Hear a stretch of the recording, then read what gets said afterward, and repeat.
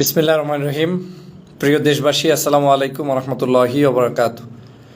ঢাকা বিশ্ববিদ্যালয় সহ সারা বাংলাদেশের বিভিন্ন বিশ্ববিদ্যালয়ে মনে হচ্ছে যে কোনো গভীর ষড়যন্ত্রের অংশ হিসাবে পরিকল্পিতভাবে বিভিন্নভাবে হামলা, মামলা, অত্যাচার নতুন করে শুরু হয়েছে।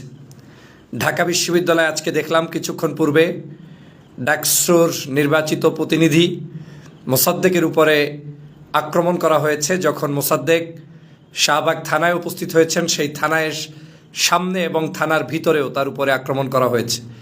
শুধু তার উপরেই নয়, আমাদের আরেকজন জুবায়ের, তাকে লাঞ্ছিত করা হয়েছে। ডাকসুর ভিপি সাদিক কাইয়ুম সাহেবকে সেখানে শাহবাগ থানার সামনে যাওয়ার পরেও তাকে বাধা প্রদান করা হয়েছে, প্রবেশ করতে বাধা দেওয়া হচ্ছে।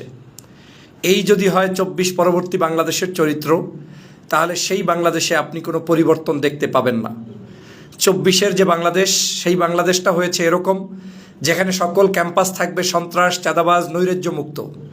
ছাত্ররা তার পড়াশোনা করবে, হলে মেধার ভিত্তিতে সিট পাবে, ক্যাম্পাসগুলোতে ছাত্র সংসদ কার্যকর থাকবে এবং সেই সংসদের নেতৃবৃন্দই ছাত্রদের সকল সমস্যার সমাধান করবে। কিন্তু আমার কাছে মনে হচ্ছে পরিকল্পিতভাবে আধিপত্যবাদ চাপিয়ে দেওয়ার জন্য, নিজেদের শক্তি প্রদর্শন করার জন্য, যখন ক্যাম্পাস থেকে সাধারণ ছাত্রছাত্রীদের ভোটে প্রত্যাখ্যানের শিকার হচ্ছেন, যখন সাধারণ ছাত্ররা তাদেরকে প্রত্যাখ্যান করছে, যারা আজকের সন্ত্রাস নৈরাজ্য করছে তাদেরকে ভোটের মাধ্যমে প্রত্যাখ্যান করছে, তখন তারা আপনাদের উপরে চেপে বসার জন্য এই ধরনের ষড়যন্ত্র শুরু করেছে।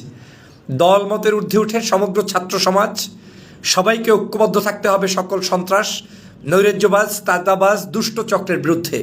সে যেই হোক, ক্যাম্পাসগুলোকে যদি শান্ত রাখতে না পারেন, তাহলে এই ক্যাম্পাস কোনোদিন আর স্বাধীন হবে না। ডক্টর মোহাম্মদ ইউনূস সাহেবের সময়ে বাংলাদেশের যে কয়টা বিশ্ববিদ্যালয়ে অন্তত নির্বাচন হয়েছে, আমরা দেখতে পেয়েছি সাধারণ শিক্ষার্থীদের ব্যালট বিপ্লবের মাধ্যমে এই যে আজকে যারা নির্বাচিত হয়েছেন সাদিক কাইয়ুম সহ, তারা ভোটে নির্বাচিত হয়েছেন। তো ভোটে নির্বাচিত প্রতিনিধিদেরকে কেউ ঘাড় ধাক্কা দিতে পারে, লাঞ্ছিত করতে পারে, মারতে পারে, এটা মেনে নেওয়া যায় না। আজকে যতটুকু এখন পর্যন্ত জেনেছি, ঢাকা বিশ্ববিদ্যালয়ের একজন ছাত্র, তিনি ফেসবুকে পোস্ট করাকে কেন্দ্র করে তিনি শাহবাগে গিয়েছিলেন, তার পক্ষ থেকে মেসেজ দেওয়ার জন্য যে ওই পোস্ট আমার নামে বানিয়ে চালিয়ে দিয়েছে কেউ কেউ, আমি নেই, আমার সেটা আত্মপক্ষ সমর্থন করে তিনি সেখান থেকে তাদের কাছে নালিশ করতে গিয়েছেন। সেটাকে কেন্দ্র করে উল্টো সেখানে মব সৃষ্টি করে তারপরে এই আজকের এই ডাকসুর নির্বাচিত নেতৃবৃন্দকে অপমান করলো। এটা নিশ্চয়ই আগামী দিনে শত সহস্রগুণ এটার প্রতিবাদ হবে এবং সেই প্রতিবাদগুলো রিসিভ করার মানসিকতা আমার মনে হয় ২৪ পরবর্তী বাংলাদেশে কারো থাকা উচিত নয়। আপনারা আজকে যে মব সৃষ্টি করলেন, সেটা এই সরকারকে প্রশ্নবিদ্ধ করলেন, যেখানে সরকার এবং স্বরাষ্ট্রমন্ত্রী সহ তারা বারবার সংসদের বিভিন্ন জায়গায় বলে বেড়াচ্ছেন যে মব এদেশে মেনে নেওয়া যাবে না, করতে দেওয়া হবে না। এই মব নিবেন না, করবেন না বলে যেদিন থেকে বলেছেন, তারপরে মব সৃষ্টি হয়েছে এবং বাংলাদেশের মানুষের নিরাপত্তা কিন্তু এখন বিঘ্নিত হচ্ছে। প্রতিদিন মানুষ মারা যাচ্ছে। গত পরশুদিন দেখলাম একই পরিবারের ৪-৫ মানুষ নিহত, বিভিন্ন জায়গায় তাদেরকে হত্যা করা হচ্ছে, সাধারণ মানুষদের উপর আক্রমণ করা হচ্ছে।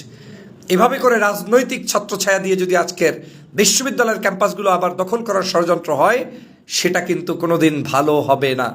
আমি স্পষ্টভাবে বিশ্বাস করি, বর্তমানে এই সরকার এবং বিরোধী দল যারা আছেন, তাদের এই মুহূর্তে ঐক্যবদ্ধ একটি বাংলাদেশ গঠন করা প্রয়োজন।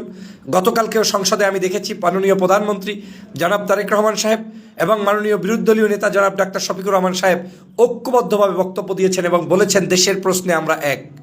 তা আজকে তারা যদি দেশের প্রশ্নে এক থাকতে পারে, সহযোগিতার মানসিকতা নিয়ে এগিয়ে আসতে পারে, কেন ছাত্রদল, ছাত্র শিবির কিংবা অন্যান্য এই ফ্যাসিবাদ বিরোধী লড়াইয়ে যারা অংশগ্রহণ করেছেন, আপনারা ঐক্যবদ্ধ থাকতে পারবেন না?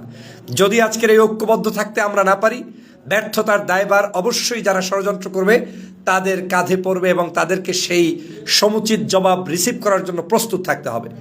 দেশবাসীকে এবং ছাত্র সমাজকে ঐক্যবদ্ধ থাকার আহ্বান জানাই এবং বাংলাদেশের সকল সন্ত্রাস নৈরাজ্য থেকে মুক্ত হওয়ার জন্য ঐক্যবদ্ধ প্ল্যাটফর্মে সবাইকে মিলে আমরা যাতে এই দেশটাকে এগিয়ে নিয়ে যেতে পারি, সেই উদাত্ত আহ্বান জানাই। আজকের এই ডাকসুর নির্বাচিত প্রতিনিধিদের উপরে যারা আক্রমণ করেছে তাদেরকে দ্রুত গ্রেপ্তার সহ বিচারের আহ্বান জানিয়ে এবং যারা আক্রান্ত হয়েছেন তাদের সুস্বাস্থ্য কামনা করে তাদের সকল শুভানুধ্যায়ী শুভাকাঙ্ক্ষীদের প্রতি সমবেদনা জানিয়ে বক্তব্য শেষ করছি।